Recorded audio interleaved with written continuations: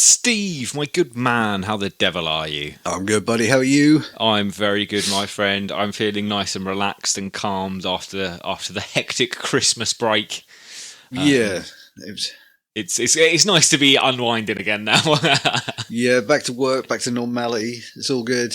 Yeah, I spent 10 days, Steve, over Christmas without turning my computer on once, and that's the longest I think I've been in maybe the last 5 years not touching a computer, so it was actually really nice. I was going to say, for you, that must have been a real wind down. Yeah, exactly. I spent 10 days trying to fix mine. Yeah, well, and it's worked, Steve. It has worked. It's the best I've ever seen your computer working. Yeah, actually, I've got more than one tab open. It's surviving, so happy days. I can't hit the fan yet. It's all good. I don't know what's going on. We won't look at gift horse and a mouse, though. We're going to be happy with that one. All that time you put into updating it and defragging it and getting it up to this standard, it was time well spent. It was 3 days of hard slog. Nightmare. But we got there. That's it. You think mining's hard. You should try and fix Steve's computer. That's blood, sweat and tears. That is. Yes, there was a lot of tears. Oh, but the rest of your Christmas was good, Steve? It was very good, mate. Yeah, nice and chilled. Boys had a good time. We had a good time. Nice. Drank lots of beer and got a bit fatter. Happy days. That was certainly me, mate. I've certainly gone up a belt notch over the last month or so. It's time to get back to the trying to feel hungry occasionally, because I had a period of I don't know, it was 5 or 6 days where I just wasn't hungry at all because there was so much food. So it was just snaffling, and by the end of it, I was like, oh my god, I feel so ill. Yeah, we had a couple of days where I was like, I cooked so much stuff, and the fridge was full. Yeah, and then you're like, well, we've got to use it. Yeah, I was like, I can't waste all this. Yeah. It's bad. So we just sat there picking at everything. Yeah, that was exactly me. I accidentally then went and just didn't eat for 36 hours because I was like, I just am so full. I don't need food right now. I remember one night we sat on the sofa, and I came through with a platter of cooked meats, old veg. I was like, oh, this has got to go. Just start noshing. Yeah, exactly. And just sat there, just watching crap telly, just picking at everything. I was like, oh, that sums up the post-Christmas period, though, doesn't it, really? Just eating leftovers and watching crap TV. It was crap TV as well this year. It was pretty poor. Yeah, there wasn't a huge amount of fun stuff on over Christmas this year. No, there was no regular movies that you'd expect. No, I watched Robin Hood. That's which one? The Kevin Costner one. Oh, okay, yeah, the good one. That's pretty much always on over Christmas. Yeah. But there has been a very good Around the World in 80 Days with David Tennant series. I haven't seen that. That started Christmas Day with 2 episodes, and then it's just weekly after that for 8 episodes or something. But that's been very good so far. I've been enjoying that a lot. I really like David Tennant, so that helps.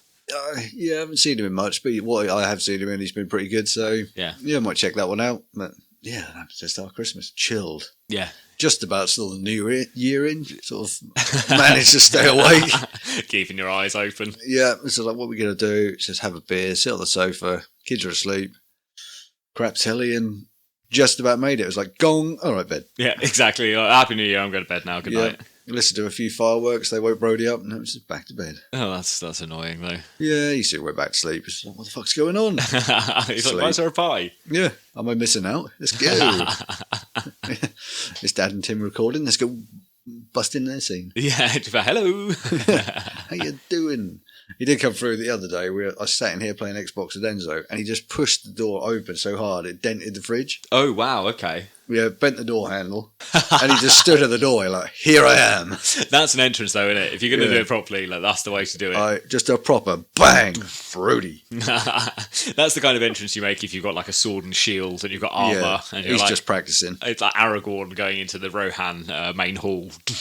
Yep. Proper Lord of the Rings referencing now. Thank you very much, Steve. Like it. Thank you. It's been Christmas, hasn't it? So I've been back on my fantasy binges, which has been quite nice. Just busting into the theatres, hallways. So, Steve, that's our Christmases anyway, and we really hope to all of you out there listening that you had a really nice Christmas and a good New Year. But we're now back. We had our week off. We're back to our weekly shows again. And this week, Steve, we're going to be talking about Fabio Di Giannantonio, who is one of the 5 rookies coming into MotoGP this year. Yeah, we are, mate. We're going to take a little look at his career, what he's been doing so far, what we managed to find. Yeah. So we'll dive on in. Exactly. So let's go on with the show, shall we? Let's do it, mate. Good stuff. I'm Tim, he's Steve, and this is For the Love of MotoGP.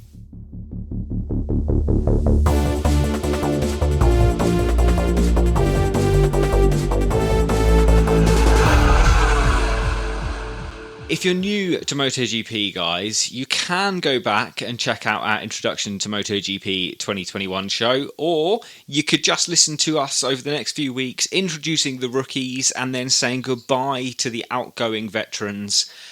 And then we will be bringing you a Introduction to MotoGP 2022 episode. We're still not sure whether that's going to be a standalone episode or it's just going to be in our weekly rotation. We're going to work that out on how many weeks we have until testing and everything starts. So it might be an extra show. It might just be within the normal Tuesday recordings. We'll see what happens. We'll see how we go. We were talking about this before we started recording, weren't we? How we're going to run out of time. Yes, exactly. By the time we do these 5, maybe look at the guys that have left, one in particular. Well, exactly, and that one in particular is, I'm sure, going to be 2 shows. That'd be a mad long show. Yeah. So yeah, chances are we could run out of time. So we'll see how we go. Yes, exactly. If I remember rightfully, we did 2 in 1 week last year, didn't we? Because we ran out of time. And that was our Introduction to MotoGP show. That's why I was so drunk by the end of that show, Steve. Yeah, that's it. We recorded Tuesday and then the Thursday or the Friday, something like that. No, we recorded both on Tuesday, but we released one on like the Tuesday night and then one on the Thursday or whatever. Oh, that's it. Yes, we went for a mad long night, didn't we? Yeah, I think it was about 6 hours of just drinking and on Skype talking about MotoGP, which was really the kind of Tuesday night I want in my life. Yeah. Yeah, that's it. Because I had to go to work the next day and I was like, Jesus, it's going to be a bleary-eyed one in the morning. Yeah. All right, Tim very drunk at me like, what the hell is going on? Yeah, exactly. So we'll try and make this year's Introduction to MotoGP a bit more sober, but that's for a few weeks' time anyway. Down the road. Not for this week, Steve. Before we dive in to the show this week, Steve, I have a confession to make to you. What you done? Well, it's been Christmas, and I've really let my personal grooming out of the window over Christmas, Steve. You neglected your manscaping. I've neglected my manscaping. But good news for everyone, we have a message from Manscaped here, and they would like to wish us all Happy New Year. The ball has finally dropped, but that does not mean that you have to drop the ball on your balls. That's not a sentence I thought I'd be saying, but there we go. That's what's written down in front of me, and that's what we're rolling with. It's time to bring sexy back in 2022 and step up your game with Manscaped's Performance Package 4.0. Join the 4 million men worldwide who trust Manscaped to get them... Oh, I'm struggling with my words here. I should have really practiced this script before I just started reeling it off here. So I'm going to rewind a little bit and I'm going to say, join the 4 million men worldwide who trust Manscaped to help them ring in the new year with the right tools for the job. Go to manscaped.com and use code MotoGP for 20% off plus free shipping. It's a new year, new you, and new you means no pubes. Like it. So, happy 2022. It's time to ramp up your exercise and grooming routine for maximum gains. A 6-pack is a great New Year's resolution, but how about a 6-pack for your balls? Not a muscled 6-pack here. We're talking about the Manscaped Performance Package 4.0, which contains 6 essential tools for the ultimate below-the-waist grooming routine. Inside, you'll find the signature Lawnmower 4.0. This electric trimmer is designed to trim hair on loose skin. That's what we all need. The advanced skin-safe technology reduces cuts and nicks on your delicate nuts. It also comes equipped with a 4000K. I'm sure it's not a 4000K LED spotlight because I'm pretty sure that would burn your testicles off with melt them. The intensity. It's pretty damn bright though. Yeah, it's pretty bright. I'm sure it's a 4K LED spotlight as opposed to a 4000K. I did have an incident over Christmas and New Year. Oh, go on, Steve. Please share. Well, I was treating myself to a little Christmas trim. That's good. I thought that's better than I did because I really let myself go, mate. It's not pleasant. No. I looked and I was like, this is getting out of hand here.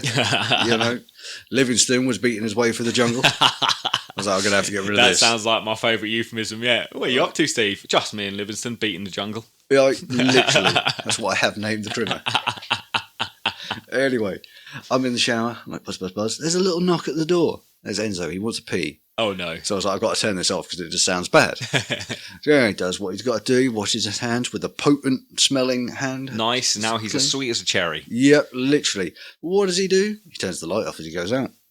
Well, at least you had your torch, Steve, on your Manscaped lawnmower here. Exactly. But I carried on. Didn't need the light. That thing is bright. That is bright, and that does do the job.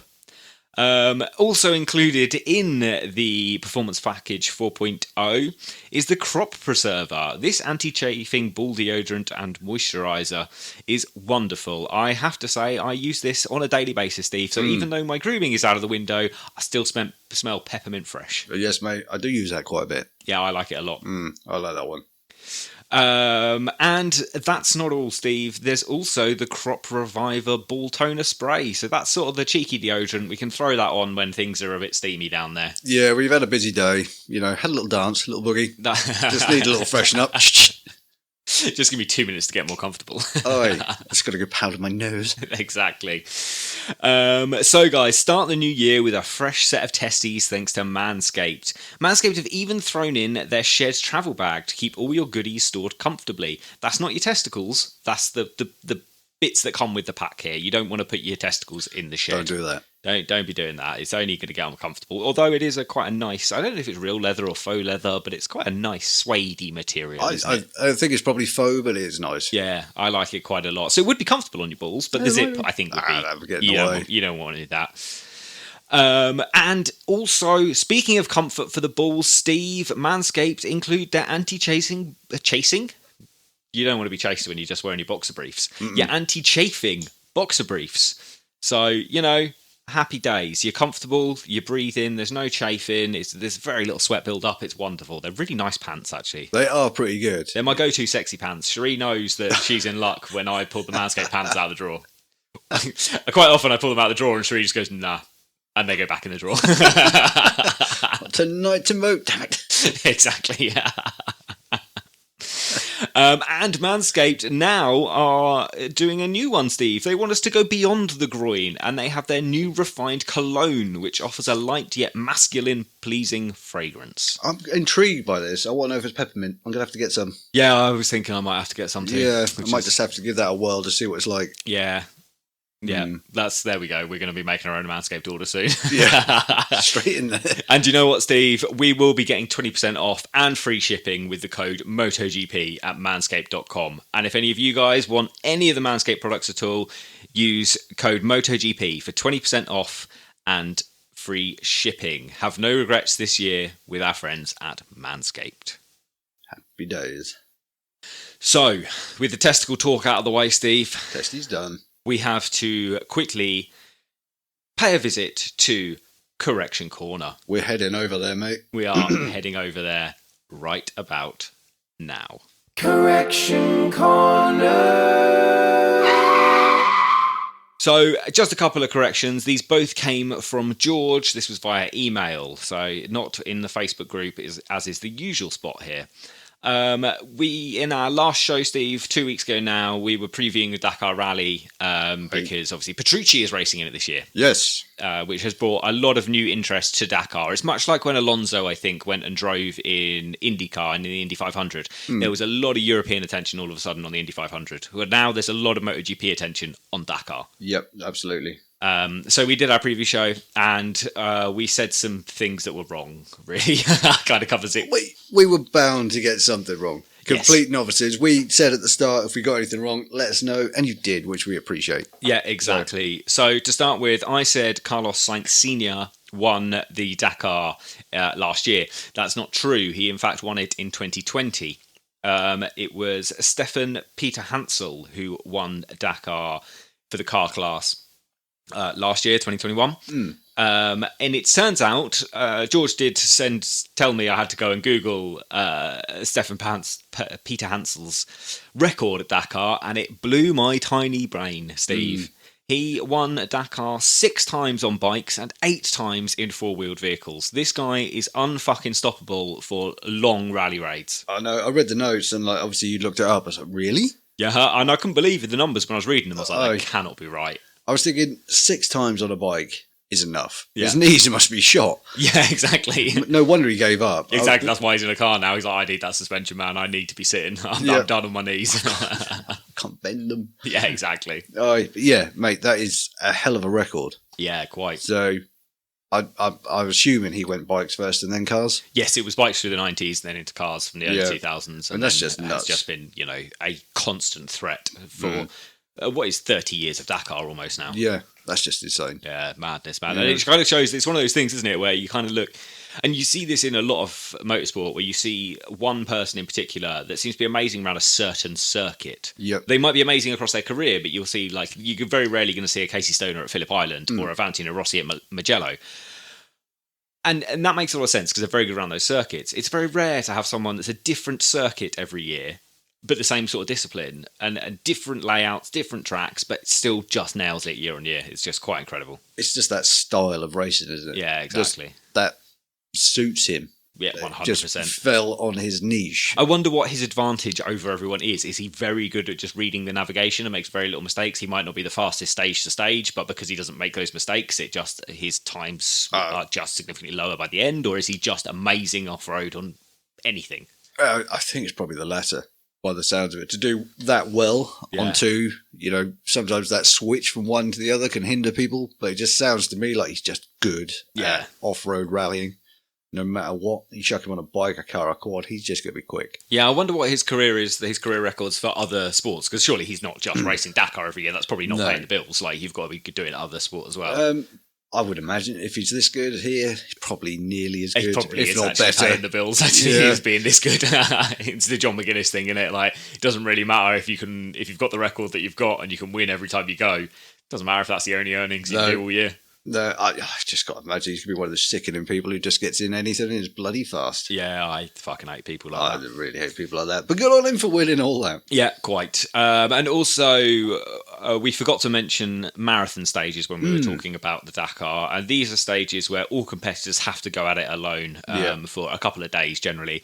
They'll need to work on their own bikes without help from their team, although the team can deliver them parts and tools and stuff. So it's not quite as intense as the Moto classes, but is certainly still a fucking challenge, mate. Dakar is mental. The more I've been watching the highlights and stuff as we've been coming into it, and it's been going along, I guess it's day 4 now. I haven't seen the day 4 highlights yet, but just madness, mate. It is insane. I posted a link to the app, which I was showing you earlier. Yeah, the app looks great for a free app. The free app is awesome. Actually, I just had a notification come up while we've been recording. Oh, well, there we go. Happy days. And it's just literally discover the best moments. Oh, okay. Highlights for today.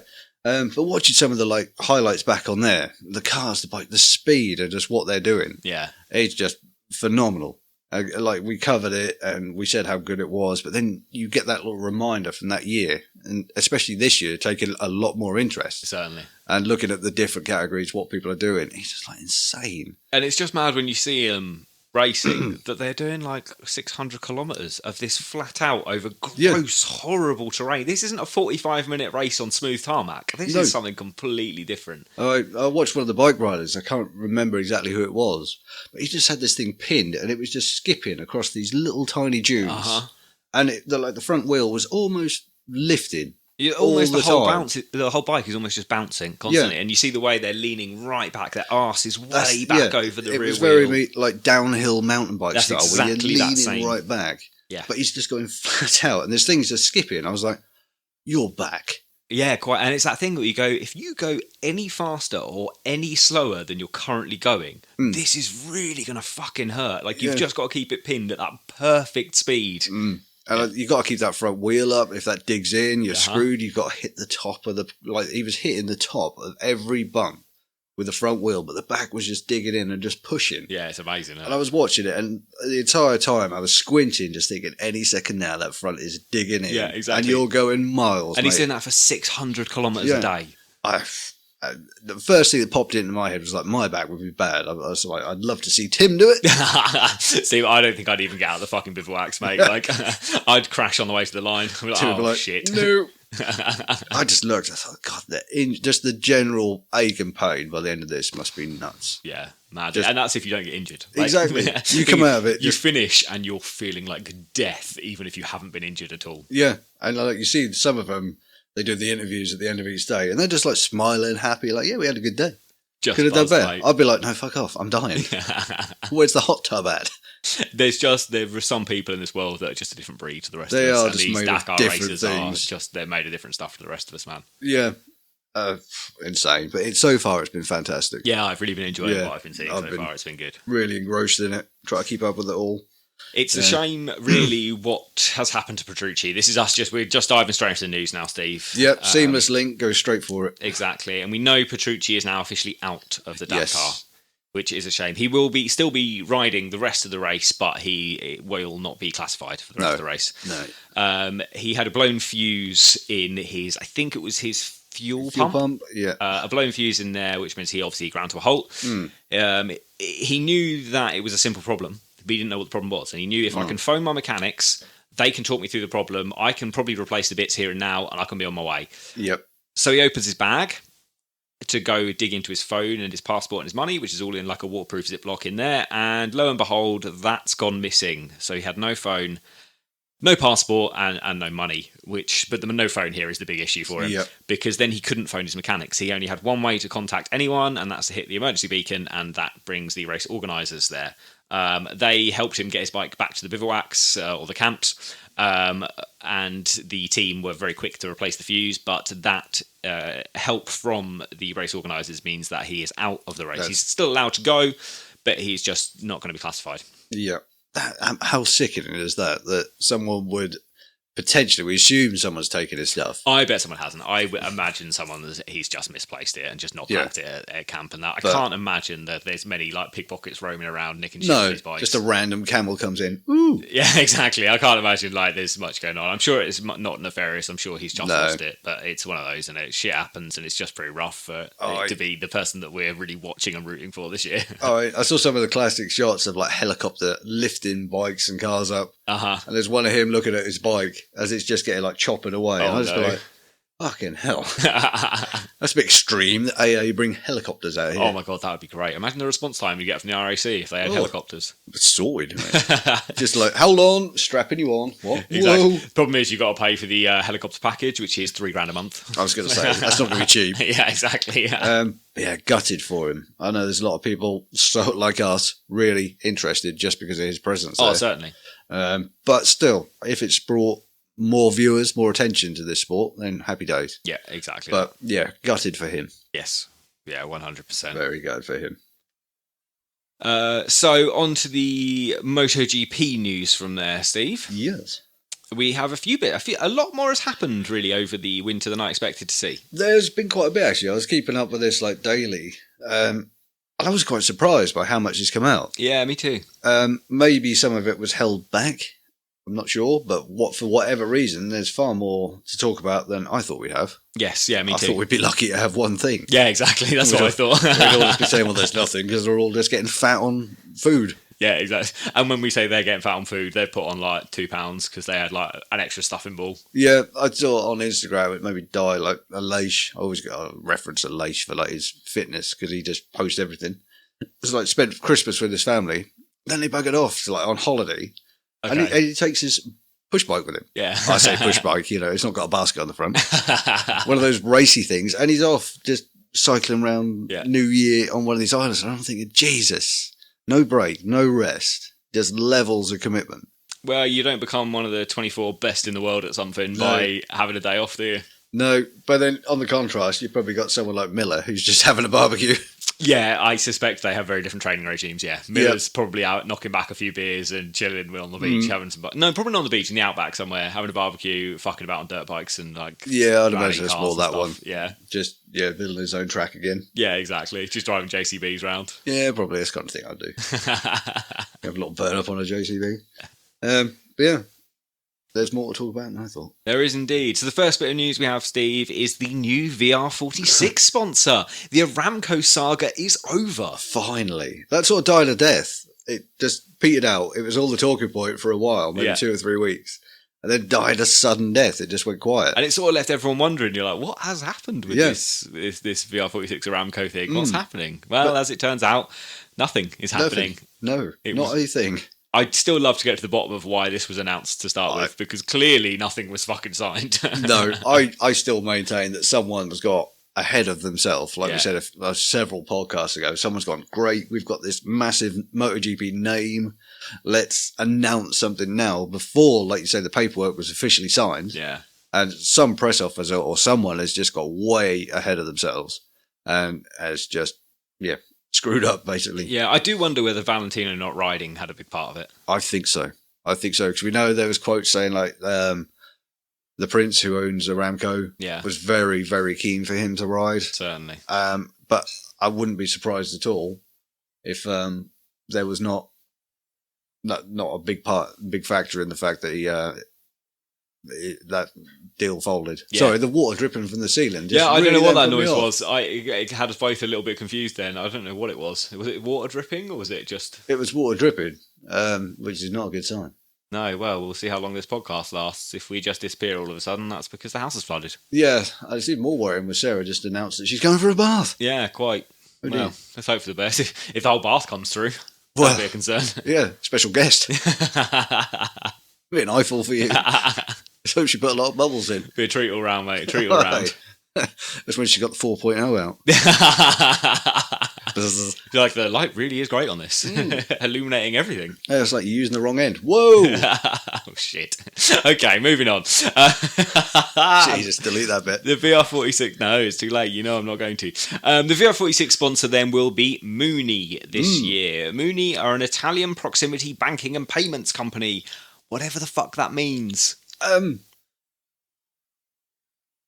Yeah. I'm not really sure. That's how I feel about it. I had to start Googling them to look up who they were. Because to start with, I was like, fucking banking and payments company. They're going to be as dodgy as a Ramco anyway. The first thing that popped into my head was just a load of guys in black suits. Yeah. Just hovering around the paddock. Just like, what do you owe? It sort of got me thinking, like, they're just going to be, like, funneling money through the MotoGP team. They're going to, they're definitely investing in arms and alcohol and tobacco and, like, really dodgy shit all across the board. Ooh. Like, as all banks always fucking are. But I don't actually know any of this about Mooney, to be fair. From what I understand about them, they might be a lovely company, and I might just be being disparaging towards all bankers because... Bankers. But from what I understand, Mooney do ATMs, they do card payment terminals, prepaid payment cards, blah, blah, blah. It's just a lot of just how you pay and a lot of point of sale stuff, yeah. I think when I first looked it up, I thought it was actually a bank. So I thought it was like just I thought, a full-bore bank. Yeah, but when I started thinking, they're fucking dodgy, they're going to be able to write those in bullshit anyway. They're as bad as Ramco. Like, that's a dodgy deal. But then when you get into it, it's not.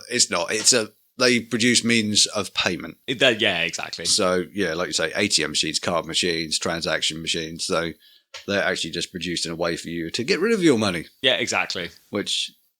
capitalism at its finest. Get paid for you basically, to pay for things. But, yeah, it will be Mooney VR46. Yes, exactly. So, yeah, all happy days. At least they have secured a big name. Exactly. I don't know what the Mooney logo is like, actually, to be honest. I have absolutely no idea. That's one thing I did not look up. So while Tim's Googling... Yeah, I'm gonna for a change. I'll try and fill the void. What I do. Oh, the logo's pretty boring, Steve. Oh, it just says Mooney. It's got a yellow Y. A lot of. Oh, that is. That's not that exciting. So I don't know. I imagine their livery is going to be dark with a white Mooney logo on it. In some ways, if the tested livery, the black. Yeah, exactly. Maybe that's what they were just practicing, getting it ready. Maybe there's subtle hints there. Black and yellow. I mean, it will work. That will work. We've seen it work. Yeah, exactly. Well, quite. Well, there we go. So there we go. We do know that Valentino Rossi's team is going to have an official sponsor, and it won't be Valet ponying up the however many tens of millions a year it costs. No. Although I'm sure he could afford to do that for He could probably, yeah. Not many. But... Not many. He's not the Mark van der Straten billionaire of the paddock, but he's certainly not shy of a few million, is he? No, I think he could probably afford a few years, but not that many. If Valentino Rossi offered to buy me a drink, I wouldn't say no. Let's put it that way. Yeah, I'd love to be at his house for Christmas. How about those presents were good? Oh, yeah, I'm sure they were, mate. I'm sure they were. Do you think, like, being who he is... For a time, maybe like a few years ago, he was like, well, let's give everyone a signed picture, that'll do. Oh my God, can you imagine? All numbered as well. Yeah, 46, so the COA comes with it. Oh God, that's the most pretentious thing. I think one day if I get mega rich and famous, Steve, I'm going to do exactly that. I would do it just to like piss everyone off. I'd be like, as if my presence wasn't enough for you, I've also given you an autographed picture of myself. Yep. Not only do you get the physical me, you've now got the digitalised me. Yeah, exactly. Here you go. So the NFT as well. Go full bore on it. Oh, exactly. That's like having kids.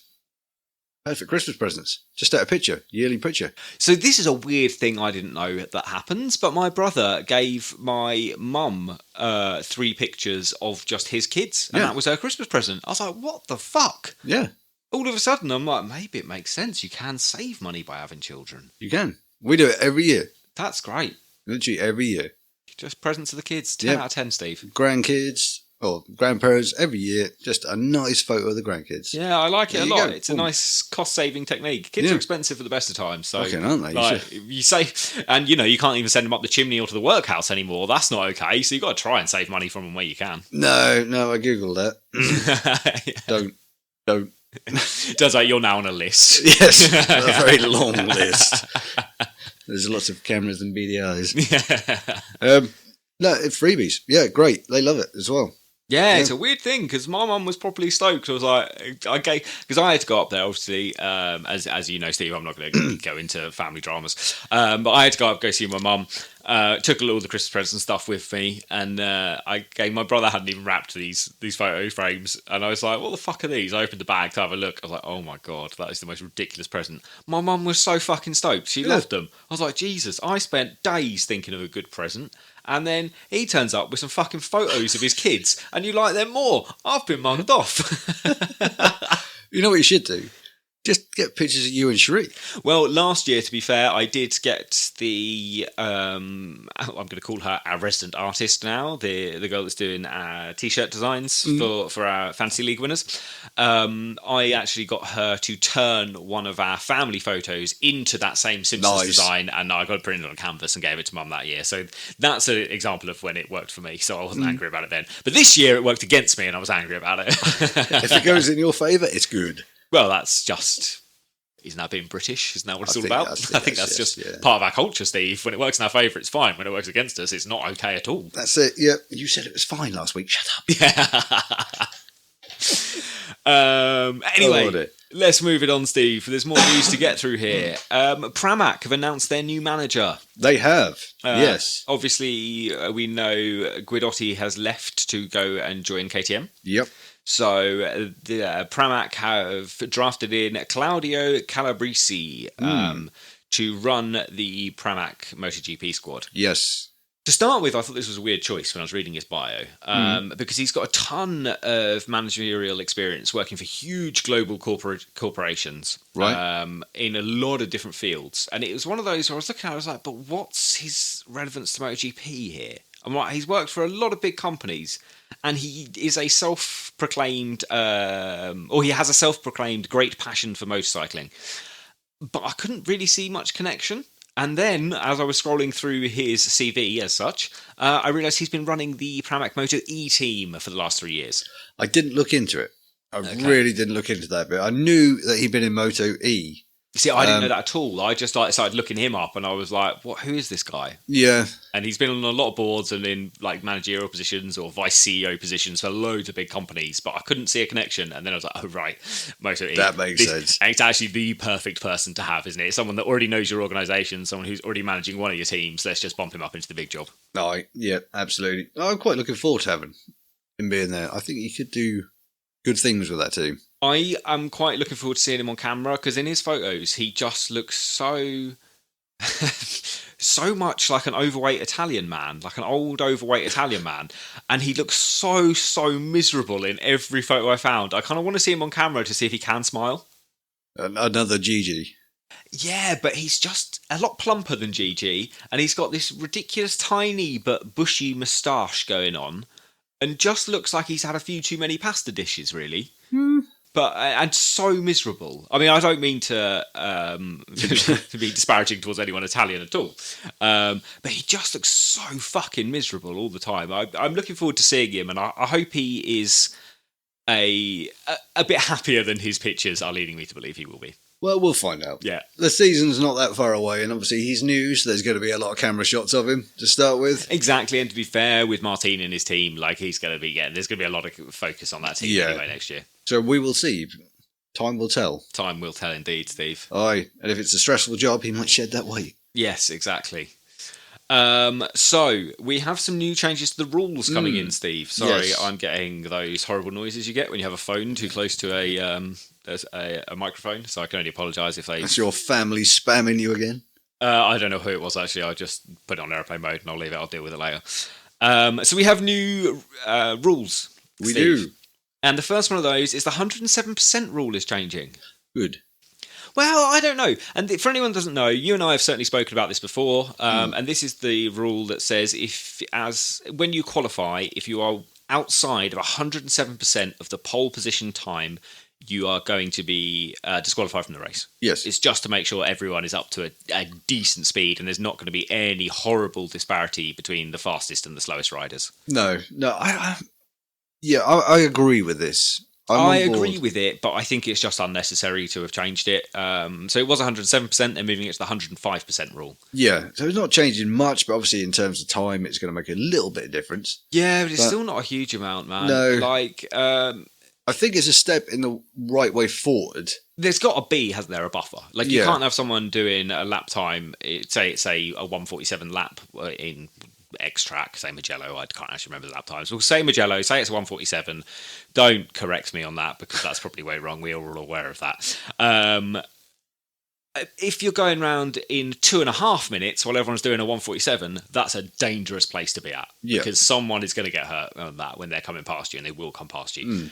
But the rest of the time, it doesn't really matter. Like, we've changed it to 105% now, but actually no one last year qualified with the time slower than 105% anyway. No. So it makes no difference. It's only rule is there to stop was it Christophe Ponson? Was that Yeah, the French guy's name? He had that one-off. Yeah, the Avintia ride. And and he was way outside the time, but he didn't improve it. He certainly did, but this rule is there now to stop that happening. Yeah, I think this goes sort of hand in foot with the safety rulings, where they try to bring everything in. Yeah, I think you're right, actually. All for not having anyone lapped, basically. Yeah, I don't.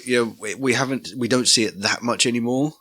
It does happen every now and again, but it only happens now and again when it's either a weird wet race or a flag to flag, and something weird has happened with the weather, or someone has like crashed and remounted and taken their time, and then they'll be lapped. Like, it very rarely happens like anyone gets legitimately lapped on a normal dry average race. Yeah, I just think if you can do as much as you can to eliminate risk during the race, then I'm all for it. So if there's someone that comes in like a wild card and they're at 110%, then they don't race. Yeah, but they wouldn't have raced anyway. No, they wouldn't have raced. But I'm just saying, if you bring that margin down, you're just taking that little bit more element of risk away. Yeah, that's fair. It's one of those things that I feel like was a bit unnecessary to change it, but actually now listening to you, I'm like, okay, the changes do sort of make sense. Yeah, I read this one and I was like, actually, I'm on board with this because, anything we could do, all these accidents and death happen during a race. Yeah. And if we could do all we can to stop these things happening during a race. Most of the severe accidents, most. But 9 times out of 10, but if we could do all we can to eliminate as much risk as possible, this just seems to me to be another step in the right direction. Yeah, no, I'm with you. I've changed my mind completely, Steve. You're right. I was wrong. I was just a bit like, I don't really care about this one. But no, it makes sense. It's the same thing we've banged on about over and over again, that safety is the most important thing here. Yeah, I'm all for quite a bit of safety. Yeah. So I shouted at some kid who was going up the road the other day, in this weather, in blighty Christmas weather, in just shorts. Ooh. Yeah, on a ped, in the wet. I'm like, you fucking knob. You only do that so many times before you either learn your mistake or, you either learn a lesson or you don't really. I guess. There's some pretty hench speed bumps at the top of this road, and he just hit one at, not full chat on a scooter, but pretty good chat. And I was just thinking, that's going wrong, mate, and I ain't picking you up. It's when you see that happening, you're like, I'm going to drop back another few car lengths here. Yeah. Like, I'm just going to give them the space they need just in case. We were out walking, and I just saw him. I was like, you fucking knob. I just shouted, like, put some gear on. Yeah. He was probably like, yeah, I'll go get some gear. But that's the thing, though, man. Like, when I used to ride on my scooter in jeans and a t-shirt. Like, I am as guilty of that on a scooter as everyone else. I am. I can speak for experience. And I look back now and I think, an idiot. Oh, 100%, mate. And my attitude to it changed as the bikes got bigger. Yeah. But then my attitude to it really changed after I smashed myself up really bad. Yeah, exactly. But even then, I was still wearing all the right gear. Exactly. Yeah, it was very unfortunate. Shit happens, doesn't Yeah, it does. But no, I just think if we can do as much to keep these guys safe, then I'm all for it. Yeah, So. I'm with you. I think you're right. I was getting a bit upset about nothing really, so we'll move on from that. So speaking of protective gear, Steve, new aero rules are coming in for protective gear. Protective gear here being leathers, boots, helmets, and gloves. Yes. The new aero rules for this. Well, as rider safety has become more and more important, the FIM and Dorna have felt it necessary to ban any aero development for protective gear. Yes. But this is anything that is proven to be aero first, safety second. They're all about safety first. If you can prove that your safety first then has an aero benefit, that's fine, because it's safety first. But do you remember Lorenzo had that shark helmet a few years ago that all of a sudden he was talking about gave him 15 kilometres an hour extra in a straight line or whatever, and Sam Lowe's really wanted one. I remember that was a big thing. Yeah. I get the impression that won't be allowed anymore. I don't think that would be allowed. I looked at that at the time, and I think you see a lot of that in professional cycling, where the extension to the helmet, streamlining the helmet. All right, those guys still get a good pace. I mean, so those professional cyclists, some of those, like Tour de France, they're doing 70 mile an hour anyway. Yeah, I know. I'm like, Jesus, boys. On them tiny, skinny wheels, you're like, oh, nah. Yeah, I've watched them Tour de France, like the Tour de Norfolk that they have around here. I've watched the highlights of that, and I'm just like, they get a lick on, and they're wearing shorts and lycra. Yeah, mate, and they fucking shit, and they're shifting much faster than that kid up the road on the scooter. Exactly. My inner bloody dad safety demon is sitting there raging at the telly, going, "What are you doing?" Yeah, and they're riding through like country roads through some like next to someone's garden. I'm like, fuck me. Yeah, exactly. I have to turn it off. I can't watch it. It would be like doing the Isle of Man TT at say 50 miles an hour, but wearing tiny short shorts and a really skimpy t-shirt. Yeah, just your little summer stuff that you do sitting in the back garden having a beer wearing. It's like, Jesus Christ, lads, come on. Yeah, although to be fair, if any of them turned up for a beer still wearing the lycra, I'd be like, please get changed. Yeah. Like, don't be sitting in the garden wearing that. No, there's some guys that cycle into work every single day in their lycra, then get changed in the workshop, and you wander through, you're like, Jesus, man. I've just got a coffee out of the machine. There's you bare ass to the world. Just put in your bloody work gear on. For fuck's sake. Yeah, please just go to the toilet and do that. Yeah, get in the bogs, mate. Just come on, please. But I'm all for this. Rossi and several of the riders as well had fins on their shoulders, didn't they? That's a very good point. On those little tiny pads. Yeah, you're right. Which are there anyway as a shoulder protector. But then they just put the little raised edges on. Which will be to smooth the airflow over the body, will be the point in that. But that will be banned, I think, under these rules. I think that will be banned. But at the same time, that's a protective pad. If you're keeping the protective pad, but say just adding ripples to it, is that going to take away from... And this is the point, isn't it? This is where it's going to primary purpose, aero, is its primary purpose to be protective. Much like when we saw with them putting the scoop on the swing arm. Yeah. When Honda went, well, this is for aero purposes, and Dorna were like, nah, then you can't have it. And they submitted exactly the same plans and went, it's to cool the rear tyre. And Dorna went, yeah, okay. Yeah. I think it's going to cause not a great deal of controversy, but I think we're going to see some things rearing their heads, which all of a sudden people are going to go, well, we've had this for years, but under the new rules, you're going to have to change. Yeah, I suspect a lot of the old stuff will be grandfathered in, and it'll be okay. It will just be new developments. I also wonder why this has happened all of a sudden. Has someone at Dorna just gone, this is a possibility for the future, let's nip it in the bud now? Or has someone at Dorna gone, I was actually just speaking to my mate at Ducati, and they have said that GG is looking at putting crazy fins on the leathers and the helmets. I wonder whether the FIM or Dorna have got word that, and I say Ducati because it's always fucking Ducati. It's always Ducati. Have been playing and toying with an idea of smoothing airflow more, and they've just gone, nah, this isn't going to be the seamless gearbox. This isn't going to be the ride height devices. We're going to get in ahead of this and just stop it now. I think it could be twofold. I think you could be right. I think someone's got wind somewhere that something is coming out, because the only extension of aero you can do now is going to be to the riders. Yeah. We've pretty much seen, unless we get something radical, which I'm sure will happen in the future, I think we've seen the extent of what aero we can put on these bikes without full bore wheels. We're nowhere near the extent of what aero I know, but for where we are at the minute, I think we've hit that sort of peak on the head. So the next step is to go for the riders. And then I think you fold back to the last topic of safety. Yeah. where someone's gone, hang on, if we have bits hanging off these riders, if they fall off, that's going straight through. It's a puncture wound. Well, exactly. I'm sure in an ideal world, you could say, let's put a fin right down their back so that when they're like leaned down, the airflow's going to be smooth, they're not going to get buffeted. You could probably do that and it would be wonderful. But when you crash, it's going to be fucking awful. If someone else crashes into you, exactly, it could be nasty. There's going to be spears and little darts going everywhere. Yeah, shrapnel. Because I'm sure it's all fucking carbon fibre or something anyway, because it's lightweight, but that will just shatter. That will be nasty. Yeah. That will be very nasty. So I'm sure, I'm on of the opinion that it's twofold. I think someone, like you're right, someone's got a hint of what's coming next. Yeah. Is the next area of development. And somebody else has gone, well, hang on, we're hitting new realms of safety consciousness here. Let's stop this before we get to a silly position. Yeah. And then we're going to have to backtrack and we're going to, let's stop it before we get in a position where people are going to start looking at why are we here in the first place when we're so safety conscious. Yeah, that's a really good point. Because I guess actually thinking about what you're saying there is that while I don't think we're anywhere near peak aero on MotoGP bikes yet, like there's a lot of work to be done, but the rider is a huge part of the bike in surface area and stuff. And if you, in an ideal world, can smooth the airflow over them and get them working as part of the aero, then, oh my God, you'd have such a huge advantage. But that's exactly why they've stopped this for that safety element. I'm sure of it. I mean, just look at a drag bike. Look at a sprint bike. Yeah. Land speed record bike. How sleek those things are. There's a long one. Just so long as well, yeah. Man. But that's just so they can get the power down without fucking flipping the front wheel up. Yeah. There's so much more they could do with the aero. I personally believe the next step in the aero that we will see on these bikes will be flexi. Much like the front wing on a Formula One car. Yes, yeah, I think that's fair. I think we will start seeing these things develop to the point where they can transition between straight line aero and corner aero. I think we're already seeing that with what Ducati are doing with their aero down the bottom. But I don't think a lot of that is flexi wings and stuff. That's just making the most of like Venturi tunnels and stuff when the bike's leaned over. But I think you're right. I think we can probably look at Formula One and look at the progression of aero in Formula One. And while I think MotoGP progression of aero is faster than the Formula One progression was in the early years, I think we're probably on that same track that they were on. We're just doing it faster. Yeah, I think MotoGP has got somewhere.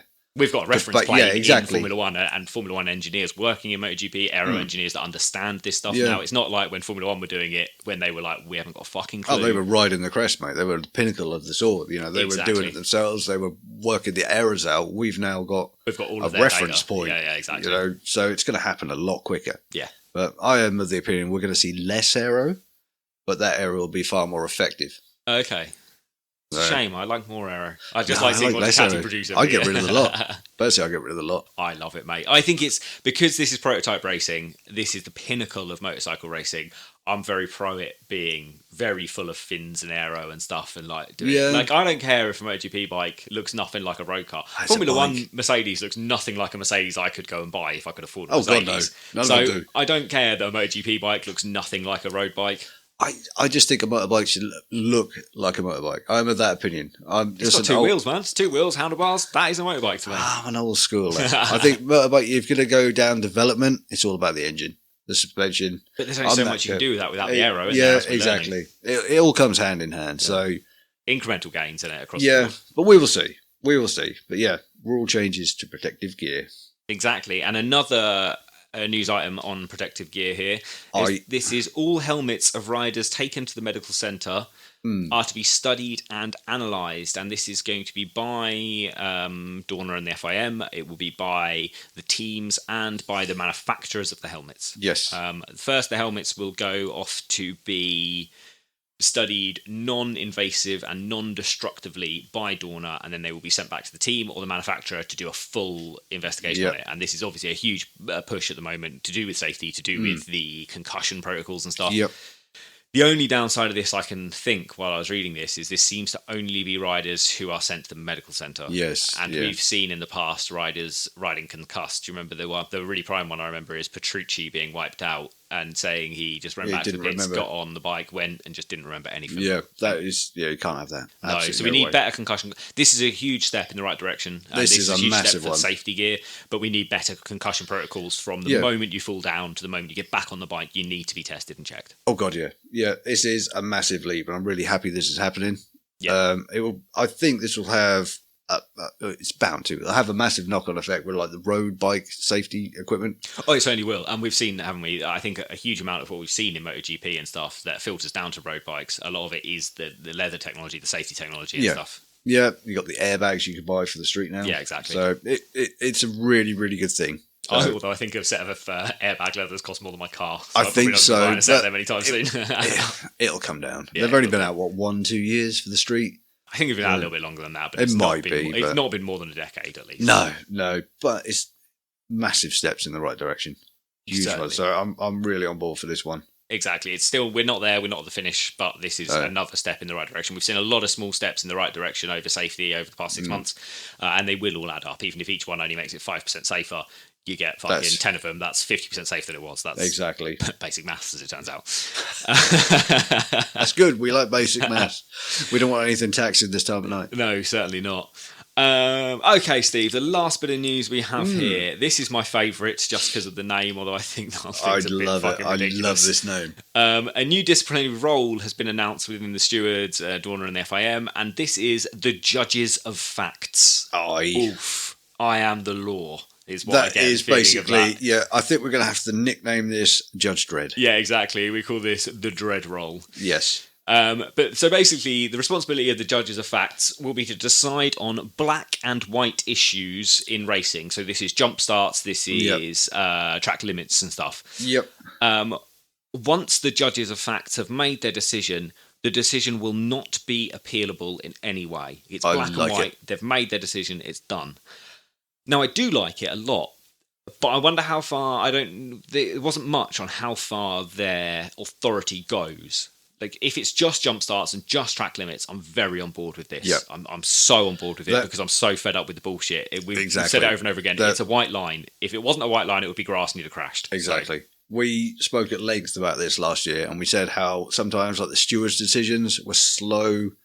We weren't happy with like the speed of things were and getting just sometimes crap. Yeah, it was just so inconsistent. Yeah, I mean, to be fair though, when we look at Sporting Series last year, we're going to compare MotoGP to Formula One. I keep bringing it up, and I will keep bringing it up.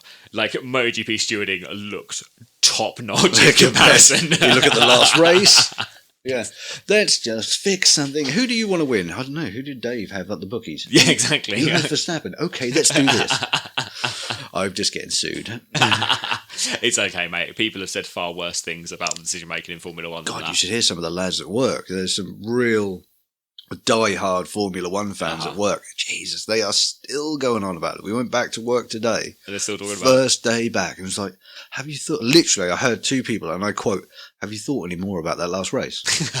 And I walked through. I was like, for fuck's sake, it's Formula One. But then, like, I suddenly thought, hang on, I'm still talking about last year's MotoGP, so shut up. Yeah, I mean, that's fair. That's a fair point, yeah. I was like, each their own, come on. Yeah, that's exactly. I'm still so on a Formula One hangover that I haven't listened to any Formula One podcasts since that race. I think there's probably, you're in the majority there. I think there's a lot of fallout still, personally, for a lot of people around the world that looked at what was happening in that last race. And I watched it and I was in disbelief. It was like, that makes no sense. No, and that's the thing. And I don't want to take anything away from Max Verstappen. I said this on the show before. Yeah, no. A very worthy champion, very well done. Absolutely. But it's just stewarding decisions across the year, not even the race. We're just fucked. But it is what it is now. In many ways, it's a real shame it happened for him.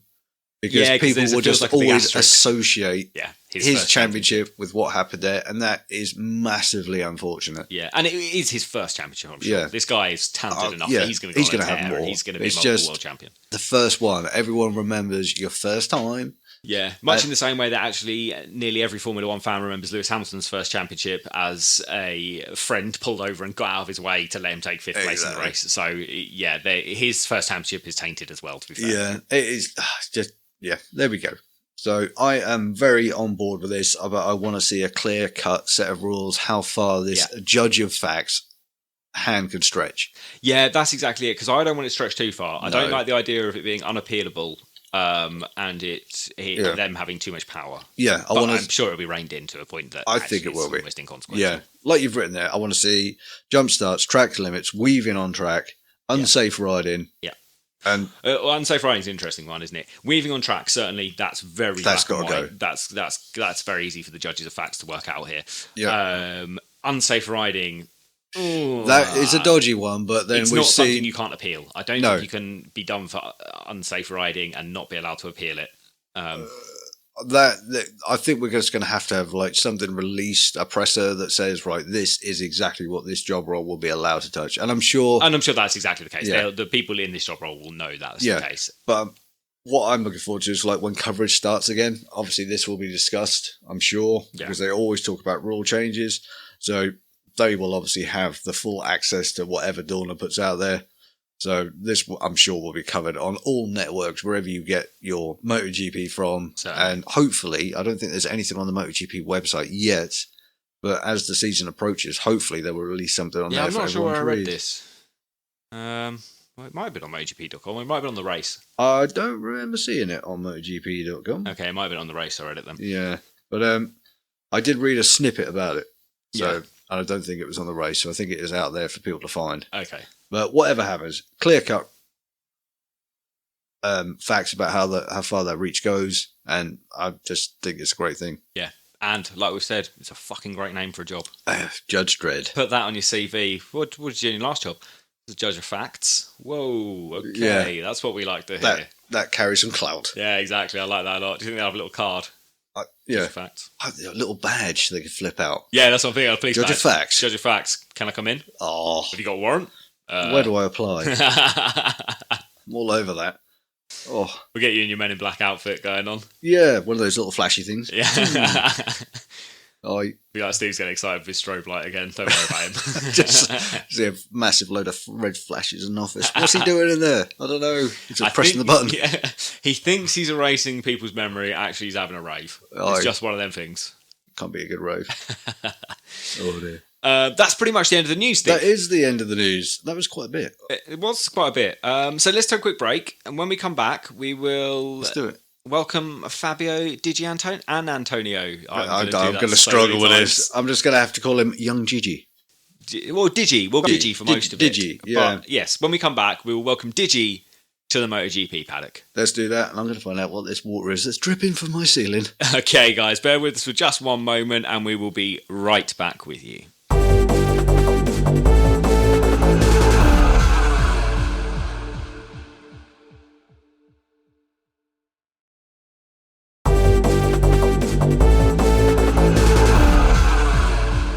Thank you for bearing with us there, guys. We are back. The leak has been fixed, so that's that problem solved. We've got fresh beer.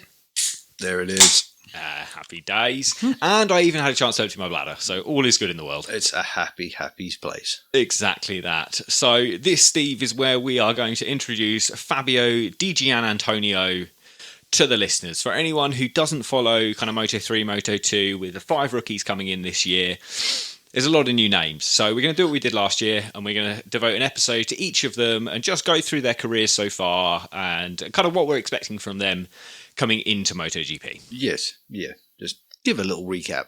Exactly. So for reference here, the 5 rookies coming in are Fabio Di Giannantonio, who we'll probably just refer to as Digi because it's easier.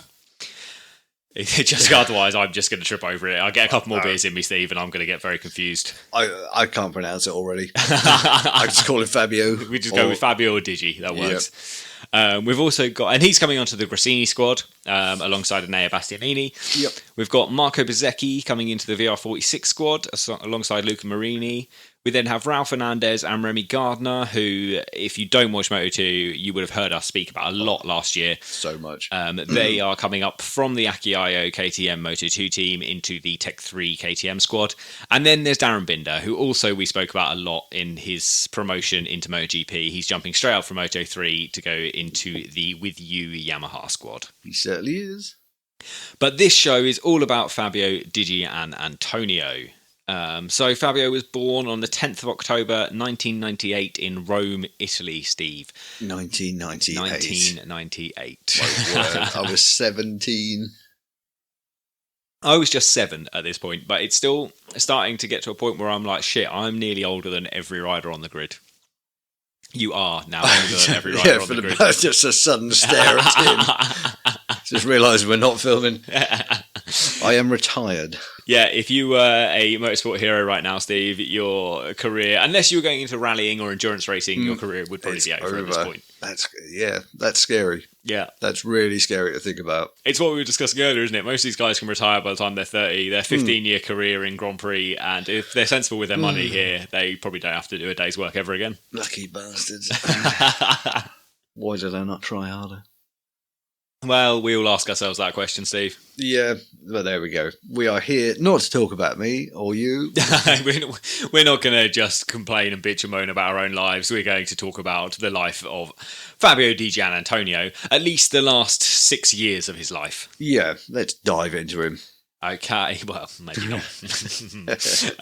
So, Fabio had a very stereotypical journey on his way to MotoGP. He won the Honda 100cc HIRP trophy in 2010 and the Honda Extreme trophy in 2011.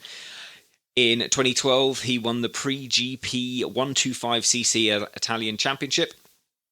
And by 2014, he was competing in the CIV, Moto3 and the Red Bull Rookies. In 2014, he finished 8th in both Busy classes. boy. Busy boy, but this is what we see, isn't it? Like, you don't make it to Grand Prix without winning everything on your way to doing so. No, that is, like we said last year with all the other rookies, literally what they competed in, they crushed.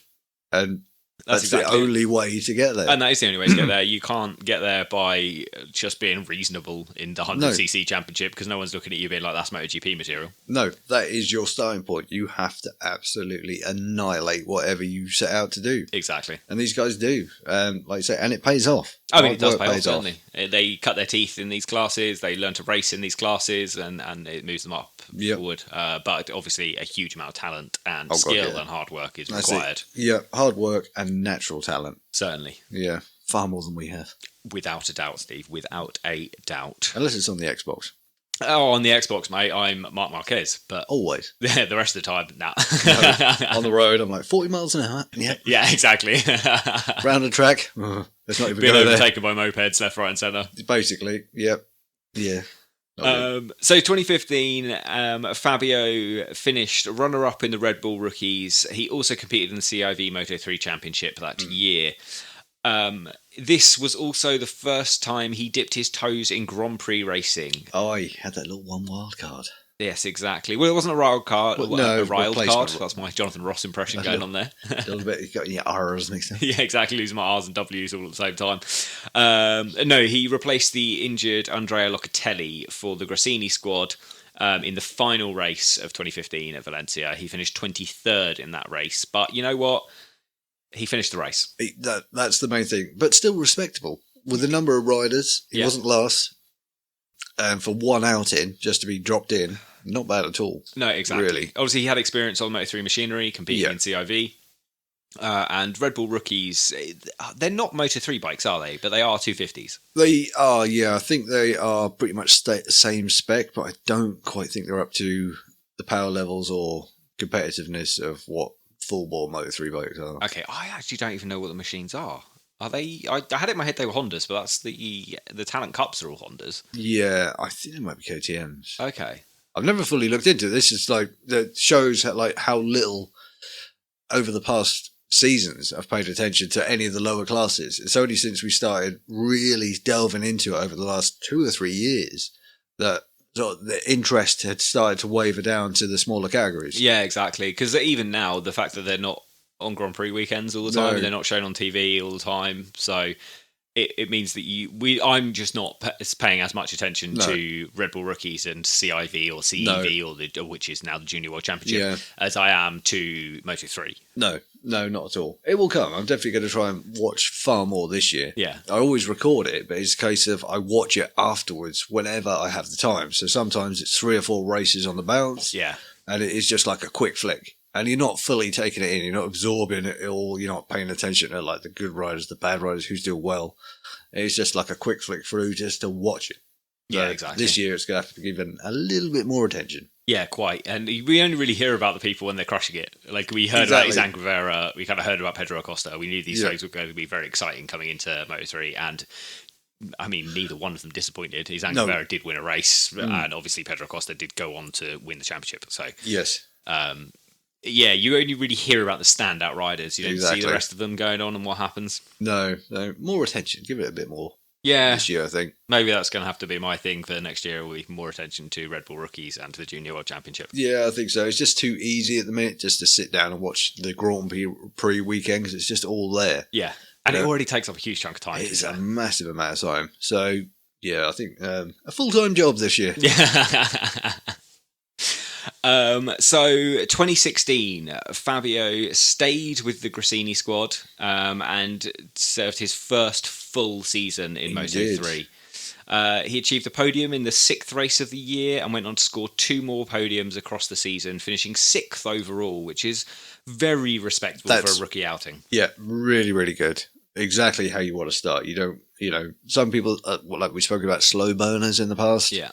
Where it takes a year or 2 to come up to speed. That is an awesome start. Yeah, exactly. Very good start to the year. Happy days. Yep. 2017, he stayed with the Gresini Moto3 squad and scored 5 podiums throughout this year, finishing 5th in the standings on 153 points. It was, steady improvement from the year before. Absolutely. And setting himself up well for a championship push in 2018. Absolutely. Yeah. 2018, he took his first GP win, and there was actually 2 of them. One at Brno, one at Buriram. Yep. He took 4 more podiums that year and finished the season 2nd with 218 points, only beaten by Jorge Martin, who took the full 260 points throughout the year. Aye. A really good upward curve here. Certainly. For this guy. It just shows how quickly he starts and then just pushes through. Yeah, exactly. A fast learner and a fast developer. And it's funny, when he arrived in 2016, I remember the BT Sport commentators, and I remember because he's got such a distinct name, which is why I really remember them talking about him, but they were excited about him then and excited about him through his entire Moto3 career. And 2018 felt like the year it was going to be his year. But, absolutely. Jorge Martin, so what you can do. There's always one, isn't there? There's always that one person who's just like, for Christ's sake, if you weren't here. Yeah. But that's racing. It's interesting, though. I was looking at his seasons as a whole, just on the Wikipedia diagrams and stuff, and I realised that in 2016 he finished just behind Johan Mir, who went on to win the title in 2017. In 2017, he finished just behind Jorge Martin, who went on to win the title in 2018. So there was almost this, like, he was on the cusp of glory, but it wasn't quite as fast at the time as those other guys were. Yeah, it's almost like he became just that nearly man. Yes. Just literally there. It must be frustrating, like every year. You're just, not again. Mm-hmm. Come on. It's a different name every year. Yeah, but there's always someone. Yeah, just someone is always there. For God's sake, come on. Yeah. This year will be my year. But he's always been at that point, always a threat. That's exactly it, isn't it? It's quite clear through his Moto3 career that he was always a podium threat. He was always good for a couple of podiums throughout the year, and in that last year was good for a couple of wins as well. Exactly. So it's kind of that, always at the pointy end, always there or thereabouts. Yep. Every year was an improvement. Every year was more points. Yeah. More learning, more experience, and he took it on board. Yeah, exactly. And that's basically all you can ask for these guys. If you want to progress through the ranks, just take everything on board, learn, soak it up, be a sponge, and he came out and did it really well. Yeah, exactly. And that set him up nicely for 2019, where he moved up to Moto2. Aye. So he left the Gresini squad and went to join the Speed Up team. Aye. It was good first year, actually, in 2019, I think. It wasn't bad. When you look at the overall ratings, he had a series of top 15 finishes, peppered with some DNFs in the early part of the season, before getting on the podium twice in his rookie year in Moto2. That was at Brno, where obviously he'd taken a win the year before, and Misano. He also managed to score pole position in his first year and ended the season 9th with 108 points. Sorry. Again, not a bad rookie year. No, not a bad rookie year at all, and really showed. And a lot of that, you could say, maybe he would have been faster if he wasn't on the speed up, because we know the speed up was in everyone's hands, really. We saw it with Sam Lowes, we saw it with Aaron Canet, we saw it with Fabio here, that when the speed up worked, it really, really worked, but it didn't work all the time. No, it was a very finicky bike, I think. Yeah, it was almost hard to predict where it would be good. Yeah. And hard to predict who would be good at that track it was going to be good at. Yes, exactly. Because they were always different. So it was just You could argue it was not the machine you wanted to be on at all because it was so finicky. Yeah. But it's a step up. It's a way of coming up. Exactly, and we saw it with Sam Lowes, we saw it with Fabio Quartararo. If you can show you can be good on a speed up, then people will pay some serious attention to you. I guess it's a bit like the Mahindra thing in Moto3. Yeah. If you were good on a Mahindra in Moto3, chances are you're going to be a pretty fucking great motorcycle racer. Exactly. So in some ways, you could almost argue that is the bike to be on.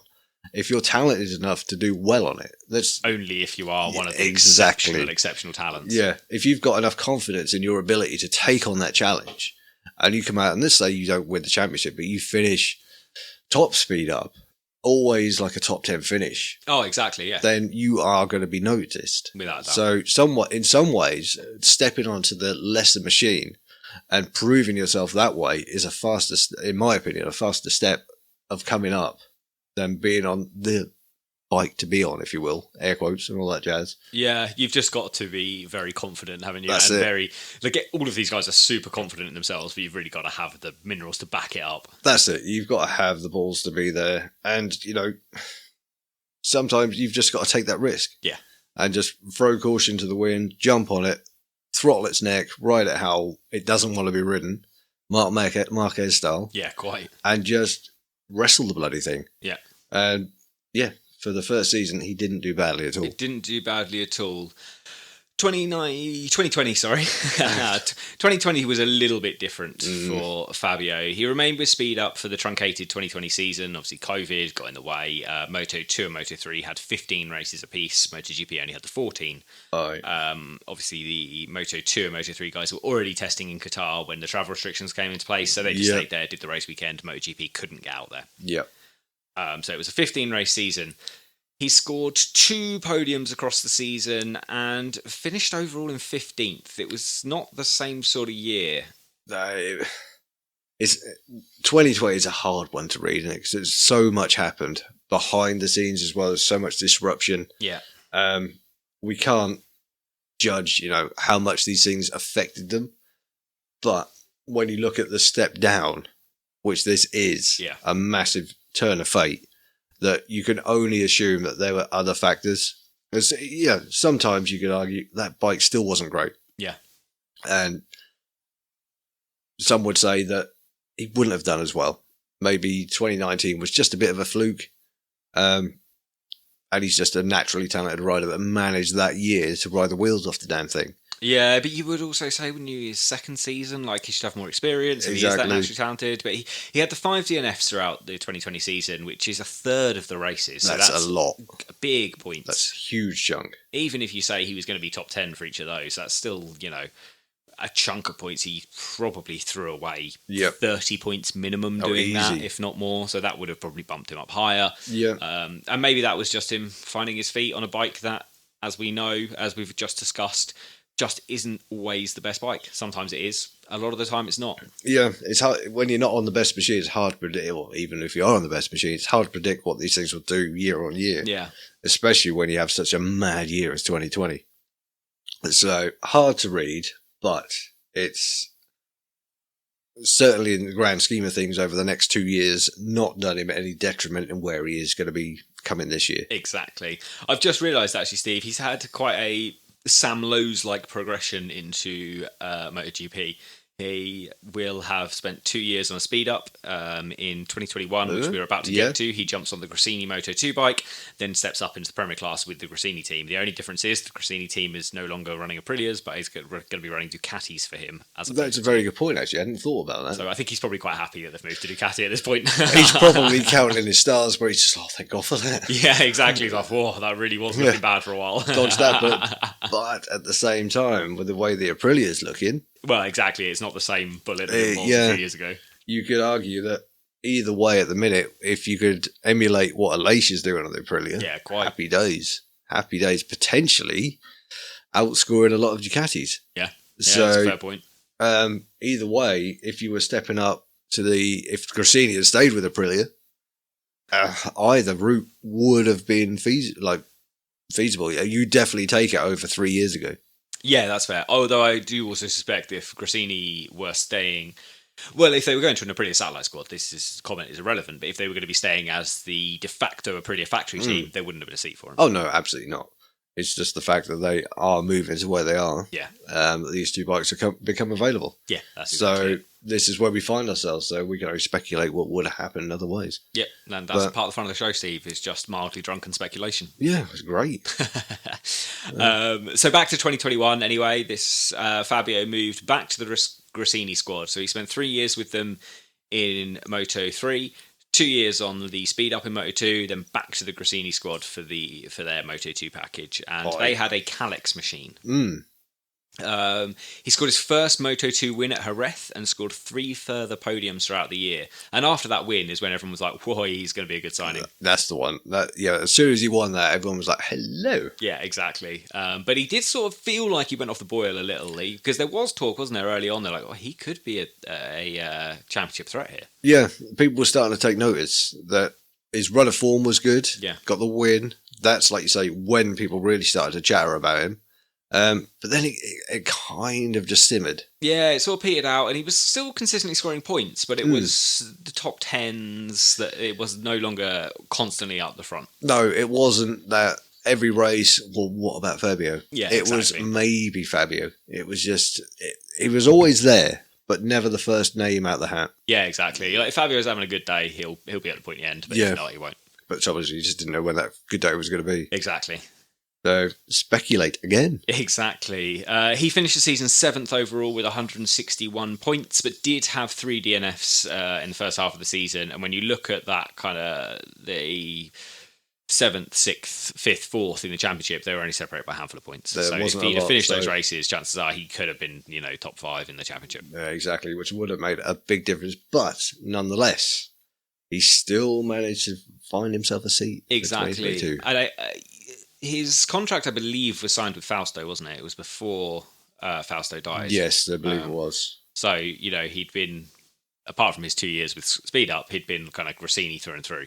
Yep. So it's very fitting that he signed his contract to move up to MotoGP with Gresini, and still very fitting that even after Fausto's passing, that the team are still going to pump him up there and give him the spot. And I mean, they're probably legally obliged to, but it's still nice.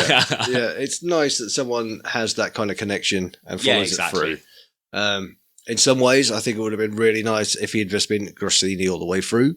It would have been nicer even just looking at it on paper and stuff, it would have been nicer. Just a Gresini man. Cut him open and he's just going to bleed Gresini. Yeah, exactly. That would have been great. But at the end of the day, those, like you said, those 2 years on less than competitive machinery is really going to have served him well. I think so. When sometimes you question people's motives and moves, but there's always a positive to find in every situation. Certainly. And, certainly in my opinion, spending those 2 years on a machine that arguably needed more work to get the positions that he did are really going to take notice. Yeah. People are going to look at that and think, why did you do it? You give your answer, well, I wanted a challenge. Yeah.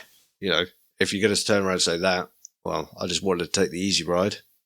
Well, that's the thing. Why did Valentino Rossi leave Honda and go to Yamaha? Exactly. It's that bike looks like it sucks, but I'll probably have more fun over there. Yeah, exactly. Let's make the hard choices, go the long way, give it a slog, and then I'll show you what I can do. Exactly. And it kind of, if you do it right, it really does seal your legacy. Yeah, you don't have to be the fastest. You sometimes have to just be the smartest. Yeah, quite. So 2022, Steve, obviously that's this year just starting. We're only 4 days into 2022 as we record. But this is where we see Fabio joining the Gresini Ducati MotoGP effort. And he will be alongside Enea Bastianini, who's moved over from the Avintia VR46, whatever the fuck that team was. Oh, God knows.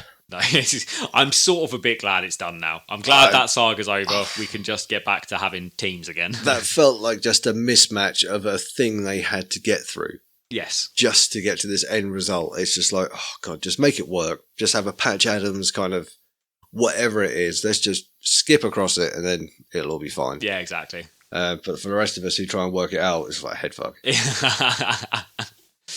I'm expecting a lot from the Gresini MotoGP team next year. I am. There's both sides of this card have got a lot of experience. Well, Enea Bastianini, obviously, we've seen has performed incredibly in his rookie year. Did amazing last year. Very well, and it would have been the guy we were all spouting about if it wasn't for Jorge Martin being Jorge Martin. So alongside Fabio, I think the two of them are going to do very, very well. It's going to be a fun battle between the Grassini squad and the aforementioned VR46 team, which is also going to have a rookie in Marco Bezzecchi and a sophomore in Luca Marini. Yes. So it's going to be a fun battle between them. We know that the VR46 team are going to have one GP22. Yep. But across the two teams, the other three guys are going to be on GP21s. Yes. So... I think Enea Bastianini clearly showed last year that he's probably able to take his GP21 to where Luca Marini can take a GP22. I think so. So it's going to be a fun battle between the two teams. I'm looking forward to it. And who do you think is going to come out on top? I think it's going to be Bastianini. No, I mean, which of the teams? If we go VR46 or Grassini, yeah. I'm going to go Grassini. You think Grassini? I think just... I'm sort of getting that. The only thing I think that will stop Grassini coming out on top will be the fact they're not used to running good Ducatis. Yeah, that will be the only fly in their ointment. I just think with the racing heritage that Grassini have got, their knowledge, VR46 are relatively new. Yeah, and I mean, they've got a lot of talent in that team, be it riders, be it mechanics, be it team bosses. Like, there's a lot of people in that team that know what's going on. But I really like the lineup of I like the whole and Bastianini. Yeah, I like that lineup. I like the whole Grassini setup. Yeah, I just think they've got enough to come out on top.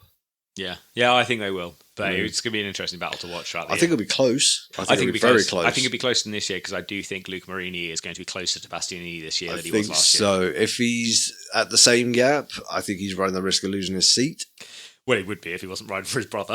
Yeah, even so, it's a business. Yeah, that's a good point. It's ruthless at the end of the day. Exactly. But how ruthless really is it if it's your brother? I don't know. It depends how much you want to fall out and have a squabble. Yeah, exactly. You're like, how awkward do I want to make Christmas dinner? Yeah, let's make it very awkward. You're sacked. Oh, God, you'll sack him on social media. Oh, that'd be amazing. Or it'd be like Jeremy Burgess where you just sacked him in a press conference. Yeah, we're parting ways. What? Yeah, are we? Are we? When did this happen? Oh, here's your ticket. What? Oh, shit. Do I get, severance pay? Yeah. No, go. See you later. Let's not go down that road. No, let's not go down that road. No. Well, that's kind of... It feels quick this year, actually. Well, this week, talking about Fabio's career there, because it's 2015 to 2022. It's a not short a lot one. Before that, yeah. No, it's a very short one. And like we said before we started recording, some of the information on what he did before MotoGP was hard to find. It was hard to find. I had to go through a number of sources. The website that had the most was the Red Bull website. Yeah, he's a Red Bull athlete. So I got very hung up on trying to find as much about him as I could before MotoGP, and just his how he got started. It just descended down one big hole of trying to find as much as possible, and that was just very little. Yeah, not a huge amount. I'm sure pre the 100cc HIRP trophy, I'm sure it was the same as we see with all of the riders. I'm pretty sure. Be blasting around on club tiny races, mini bikes, yeah, and just getting used to riding bikes all the time, really. And I'm sure he won everything on the way to those national championships. I'm pretty sure he did. But yeah, it does feel like a short one. Yeah, that was quick, Steve. We kind of covered that all very quickly. I like it. Well, we've got the goodbye shows are going to be the long ones. They will be the long ones. Yeah, these guys have had lengthy careers. Yeah, we did a goodbye Dovey show last year, didn't we? Yeah, now the bastard's back. So do we have to do another, a welcome back Dovey show? I mean, it's our show, mate. We can do what the fuck we like. But that's a good point. I think there's literally no one bossing us around at this point. I like that. Let's do this full time. Christ, can you imagine people listening to us 7 days a week? My God. So, Christ, no one's got time for that, Steve. We would, I don't know, could we be used as a torture method? Just really loud. Yeah, just raging and someone's here. Oi! Maybe, if the CIA, no. CIA. Yeah. Oh, they're listening? Without a doubt. It's actually them causing the drips, mate. It might be, yeah. Obama, bomb. Manhattan Project. Oh my God, we're definitely getting an email. Yes, so no, I would prefer it if we weren't used as torture methods, really. Okay. Al-Qaeda. Brilliant, here we go. You're just going to list off every terrorist organisation you can think of now. Pretty much, yeah. You're like, who's held in Guantanamo Bay? I don't know. Let me make a phone call. Shit. There's Steve in there with, I was going to try and name drop for the director of the CIA then, but I don't actually know who it is. I don't know. I think it's one of those things, maybe if you're American, you know, but the rest of the time you don't. But I don't know who the head of MI6 is, or MI5. I ain't got a fucking clue, mate. I don't really care. I haven't got a clue. I'm really not paid enough in this world to care about the directors of secret services. Like, it's No. really not worth my time. Don't give a shit. I'm spending enough of my time just being more and more angry at the royal family at the moment, so maybe I haven't got time to be angry at anyone else. And Cressida Dick, I'm raging at Cressida Dick. Who? She's the head of the Met. Yeah, okay. Okay, so yeah, she's the head of the Met. So I'm obviously raging with her because, police. Like, really? I'm not. Don't get me started on the police. I was married to one. Yeah, I was going to say, you've maybe got more experience with the police force than the rest of us, Steve. Oh, yeah, let's not go down that road. My word. Anyway. Flashbacks.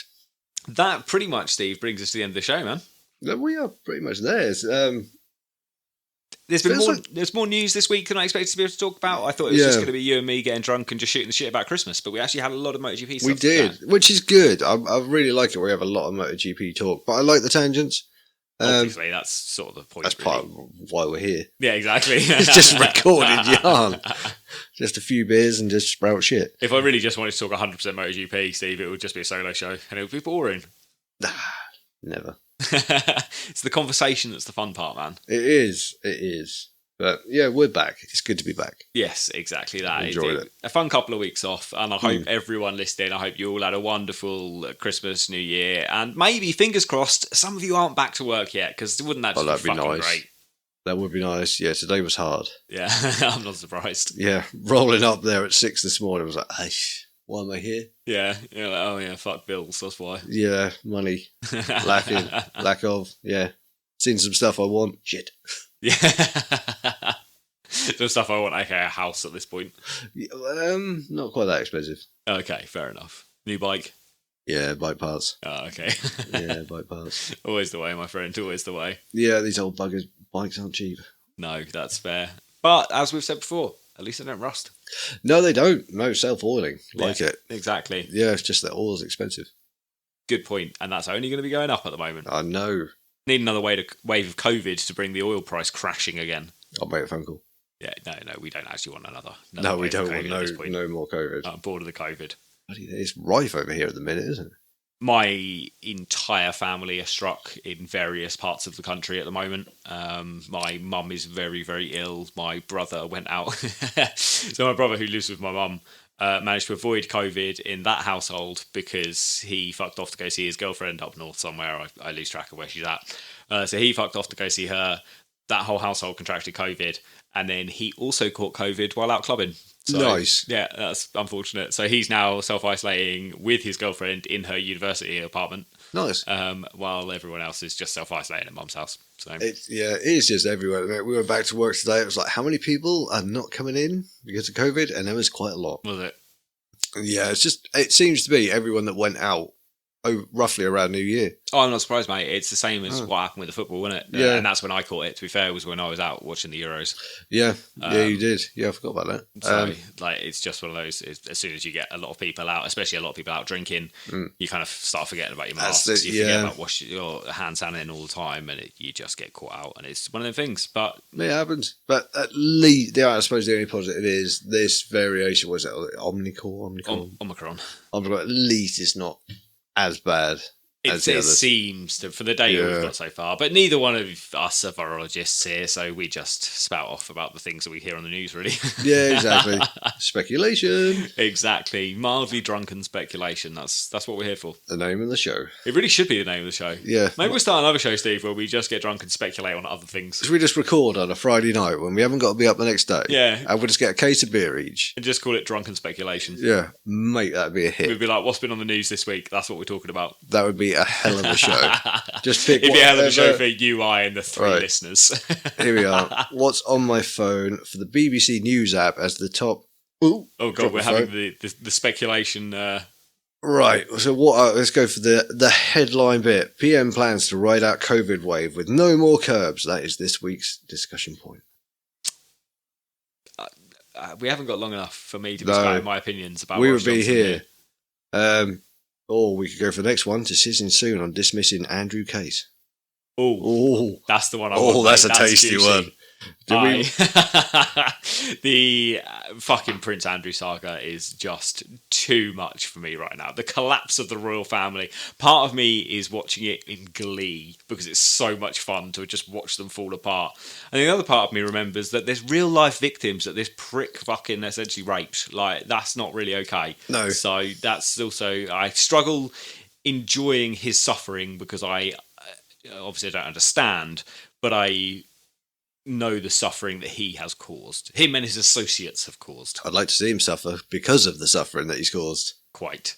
So drag him under the bus. Yeah, 100% on board with that completely. Anyway, Steve. Let's not go down that road. This is not Friday Night's Drunken Speculations. No. Tune back in. We'll give you the link. Yeah, exactly. We'll call it Speculation Centre. We've got Correction Corner, but our Speculation Centre. Nice. Anyway, that's the end of the show, guys. That's enough of British politics and our shitty royal family. Thank you all very much for listening, guys. We are looking forward to a cracking year of podcasts. This is going to be a good year. Yeah, we're going to be building up to the season every week now, and then we will be, as always, releasing weekly shows and just doing everything we can to bring the latest MotoGP news and our takes on the GP news straight to your ears. We will do our best for you. If you want to support the show at all, guys, you can do us a massive solid and go over to manscaped.com, choose your grooming products, and use the code MotoGP for 20% off and free worldwide shipping. That's MotoGP for 20% off and free worldwide shipping. And with that, I think that's us out, Steve. I think that's us done, mate. Good stuff. Yeah, if anyone wants to get in touch, yeah, please do so if you want to. Drop us a line. Yeah, exactly. If you want to, you want to get featured on Correction Corner, you want to share your opinions on the new rules coming in, or you just want to tell us our take on Fabio Di Giannantonio was a bit shit, you can do so by contacting us on. We are For the Love of MotoGP, and you can find us on Instagram and Twitter, or come and join the Facebook group. We were a little bit slow on there over Christmas.